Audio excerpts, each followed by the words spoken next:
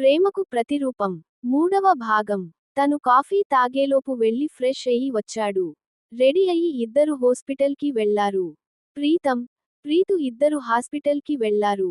అక్కడ ప్రీతుకి blood test చేయించి checkup చేయించాడు. రిపోర్ట్స్ రావడానికి ఒక 1 అవర్ పడుతుంది. వెయిట్ చేయండి. కాస్త నీరసంగా ఉన్నట్టు ఉంది. డ్రిప్స్ వేస్తాను అని ప్రీతుకి డ్రిప్స్ వేశారు.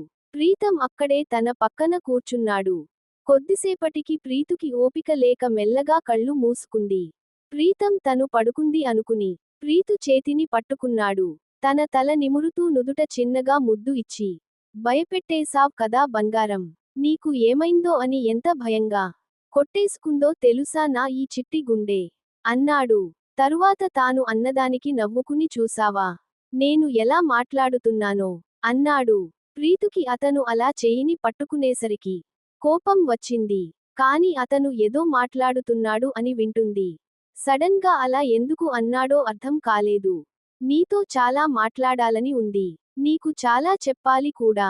కాని నువ్వు నా దగ్గర మాట్లాడటం పక్కన పెట్టు. నన్ను చూడటమే లేదు అన్నాడు.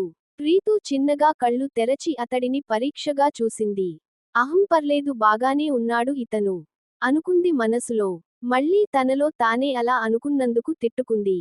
మెల్లగా చెయ్యిని విడిపించుకోవడానికి పక్కకి తిరుగుతున్నట్టు తిరిగింది. ప్రీతం చెయ్యిని గట్టిగా పట్టుకుని, ఓయ్ నువ్వెలాగో మెలకువగా ఉన్నప్పుడు నన్ను పట్టించుకోవు, మాట్లాడనివ్వవు, కనీసం నిద్రలో అయిన నన్ను మాట్లాడనివ్వు అని అన్నాడు ప్రీతం. ప్రీతుకి నువ్వు వచ్చింది. కానీ నవ్వకుండా చాలా కష్టంగా కంట్రోల్ చేసుకుంది. ప్రీతు చెయ్యిని పట్టుకుని ఆమెతో కబుర్లు చెప్తున్నాడు. ప్రీతు తనకి తెలీకుండానే అతని కబుర్లు వింటూ, అతని మాటలకి మనసులోనే ఆన్సర్లు చెప్తూ, సెటైర్లు వేసుకుంటుంది.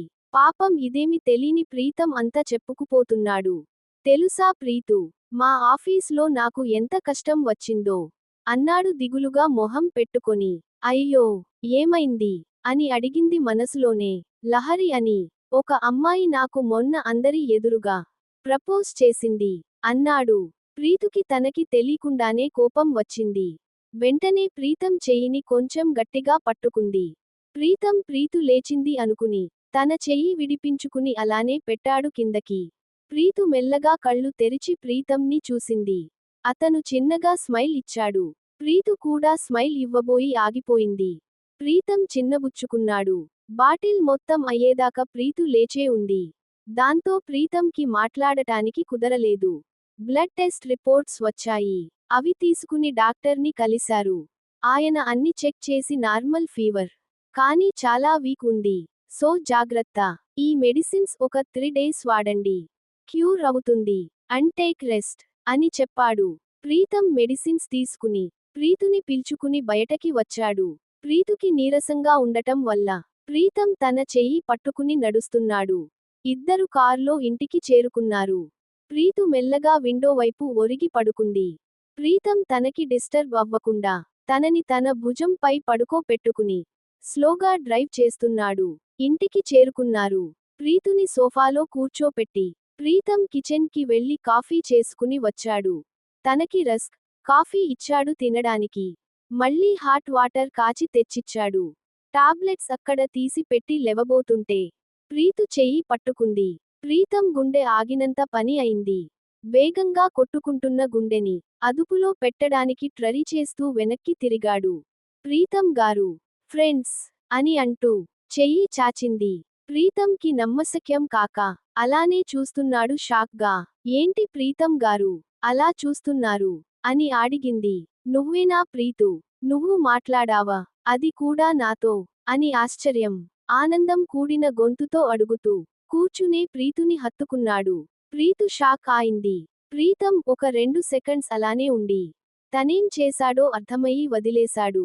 సోరీ, ఏదో ఎక్ససిట్మెంట్ లో అలా అని అంటూ తడబడ్డాడు. ప్రీతు తేరుకుని తలొంచుకుని పర్లేదు లెండి అని అంది. సరే, నేను వెళ్ళి నీకు తినడానికి ఏదైనా చేస్తాను. నువ్వు రూమ్లో రెస్ట్ తీసుకో అని తనని రూమ్కి పంపించి తాను కిచెన్ కి వెళ్ళాడు. ప్రీతు రూమ్ కి వెళ్లి బెడ్ మీద కూర్చుంది.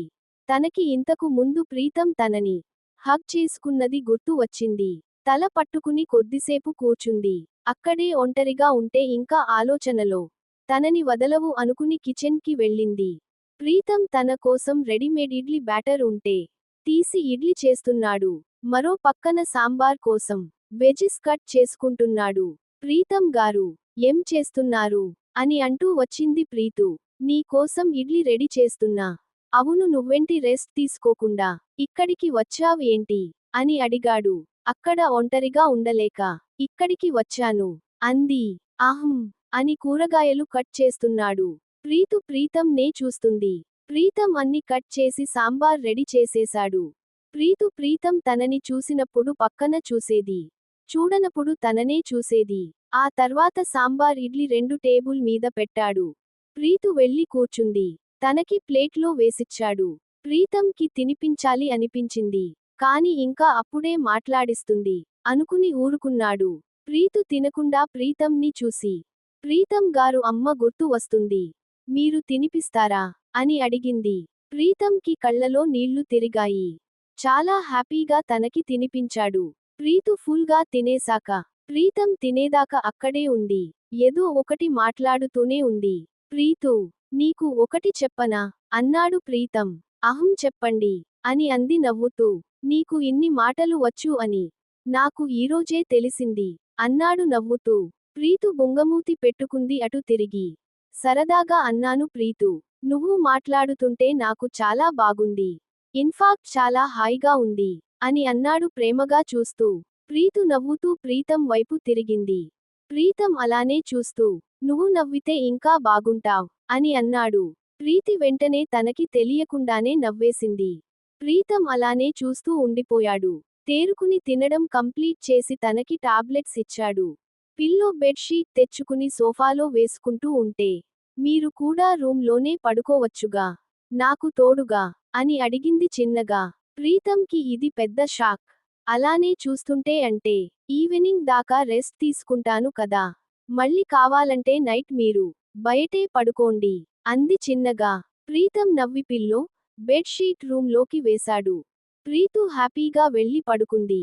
ప్రీతం ల్యాప్టాప్ తెచ్చుకుని వర్క్ ఫ్రమ్ హోమ్ తీసుకోవడం వల్ల రూమ్ లో కూర్చుని వర్క్ చేసుకుంటున్నాడు. 4వ భాగం కోసం ఈ వీడియోకి ఒక లైక్ చేసి ఛానల్ ని సబ్స్క్రైబ్ చేసి ప్రోత్సహించగలరు.